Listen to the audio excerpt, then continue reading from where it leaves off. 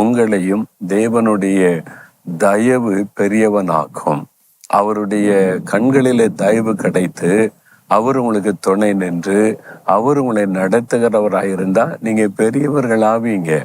நீங்க படிப்புல சாதிப்பீங்க, வேலை செஞ்சா வேலையில நீங்க சாதித்து பெரியவர்களாயிருப்பீங்க. அதாவது எந்த சூழ்நிலையில இருக்கிறீங்களோ தேவ தயவு கூட இருந்தா போதும், அங்கே நீங்கள் பெரியவர்களாக உயர்த்தப்படுவீங்க.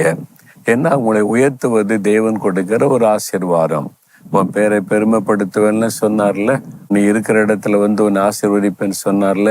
விசுவாசிங்க. ஆண்டவரே, உம்முடைய காருண்யம் என்னை பெரியவனாக்கும். நீங்க என் கூட இருந்தா போதும், உம்முடைய தயவு எனக்கு இருந்தா போதும், நான் பெரியவன் ஆகிறதுக்கு அது எனக்கு போதும் அப்படின்னு ஒப்பு கொடுத்து ஜெபிச்சு பாருங்க. கர்த்தர் உங்களை பெரியவர்களாக ஆசீர்வதித்து உயர்த்துவார்.